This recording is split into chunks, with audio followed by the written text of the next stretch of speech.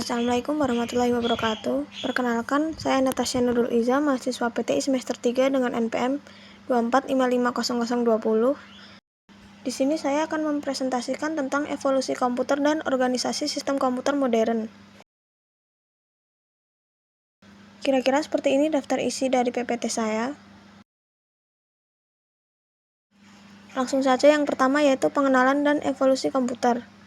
Komputer adalah mesin pemroses data. Evolusinya didorong oleh kebutuhan akan kecepatan dan efisiensi mengubah perangkat raksasa bertenaga listrik besar menjadi perangkat ringkas yang kita kenal melalui 5 generasi utama. Pada generasi pertama tahun 1940 sampai dengan 1956, komputer menggunakan tabung vakum sebagai komponen utama. Ukurannya sangat besar, cepat panas, dan boros listrik. Bahasa pemrograman yang digunakan masih berupa bahasa mesin 0 dan 1. Contoh komputer generasi pertama yaitu ENIAC, UNIVAC 1, dan EDSAC. Selanjutnya pada generasi kedua, tahun 1956 sampai 1963, transistor menggantikan tabung vakum membuat komputer lebih kecil, cepat, dan hemat energi. Bahasa pemrograman sudah meningkat ke tingkat tinggi seperti COBOL dan Fortran. Komputer di tahun ini biasa digunakan dalam bisnis dan penelitian ilmiah. Pada generasi ketiga tahun 1964 hingga 1971, komputer menggunakan IC yang berisi ribuan transistor dalam satu klip silikon, menjadikan komputer lebih cepat, efisien, dan murah. Selanjutnya generasi keempat yaitu tahun 1971 sampai dengan sekarang ditandai dengan mikroprosesor yang dimana seluruh Central Processing Unit atau CPU dimuat dalam satu klip tunggal. Generasi ini melahirkan personal komputer atau PC, jaringan, dan era internet yang kita kenal sekarang. Yang terakhir, generasi kelima untuk masa kini dan masa mendatang akan berfokus pada AI, machine learning, dan komputasi kuantum. Komputer mampu memproses data secara paralel dan belajar seperti manusia. Contohnya seperti ChatGPT, mobil otonom, dan sistem AI medis. Selanjutnya yaitu memori internal. Yang pertama ada RAM. RAM adalah tempat penyimpanan sementara yang digunakan saat komputer sedang berjalan. Data di dalam RAM akan hilang saat komputer dimatikan. Semakin besar kapasitas RAM, semakin banyak program yang bisa dijalankan secara bersama tanpa lag. Yang kedua ada ROM atau Read Only Memory. ROM berisi instruksi dasar permanen yang digunakan komputer saat pertama kali dinyalakan. Data di ROM tidak bisa diubah oleh pengguna dan tetap tersimpan meskipun komputer dimatikan. Selanjutnya ada Cache Memory. Cache Memory adalah memori berkecepatan sangat tinggi yang berada di antara CPU dan RAM. Fungsinya untuk menyimpan data atau instruksi yang sering digunakan agar CPU bisa mengaksesnya lebih cepat tanpa mengambil ulang dari RAM. Yang terakhir yaitu register. Register adalah bagian kecil dan tercepat dari memori internal yang terletak di dalam CPU. Register menyimpan data atau instruksi yang sedang diproses langsung oleh prosesor. Jumlahnya sangat terbatas tetapi kecepatannya jauh lebih tinggi dibandingkan memori lainnya. Setelah memori internal, ada juga memori eksternal. Yang pertama ada HDD atau Hard Disk Drive. HDD adalah media penyimpanan magnetik dengan piringan logam berputar di dalamnya. Digunakan untuk menyimpan sistem operasi, aplikasi, dan file dalam jumlah besar.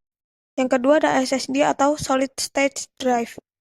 SSD menggunakan chip memori flash untuk menyimpan data tanpa bagian yang bergerak. Keunggulannya adalah kecepatan baca tulis yang tinggi dan lebih tahan terhadap benturan. Umumnya digunakan pada laptop dan PC modern untuk mempercepat kinerja sistem. Kekurangannya, harga per gigabyte lebih mahal dibandingkan HDD. Selanjutnya ada flash disk. Flash disk merupakan penyimpanan kecil yang mudah dibawa dan dihubungkan melalui port USB. Flash disk cocok untuk memindahkan data antar perangkat dengan cepat, namun mudah hilang dan daya tahannya terbatas jika sering dicabut pasang. Terakhir ada CD atau DVD. CD dan DVD menyimpan data menggunakan laser optik. Biasa digunakan untuk menyimpan musik, film, software, atau arsip data. Selanjutnya yaitu perangkat input dan output. Perangkat input adalah alat yang digunakan untuk memasukkan data atau perintah ke komputer agar bisa diproses. Contohnya seperti keyboard untuk mengetik, mouse untuk menggerakkan kursor, scanner untuk memindai dokumen. Perangkat input berfungsi sebagai jembatan antara pengguna dengan sistem komputer agar komputer bisa memahami instruksi yang kita berikan. Untuk perangkat output digunakan untuk menampilkan hasil dari proses yang dilakukan komputer. Contohnya seperti monitor untuk menampilkan gambar, printer untuk mencetak dokumen, dan speaker untuk mengeluarkan suara. Melalui perangkat output, pengguna bisa melihat atau mendengar hasil dari kerja komputer dalam bentuk teks, gambar, atau suara. Selain input dan output, ada juga perangkat gabungan, yaitu perangkat yang berfungsi ganda sebagai input dan output sekaligus. Contohnya touchscreen yang bisa menerima sentuhan sebagai perintah atau input dan menampilkan gambar sebagai output.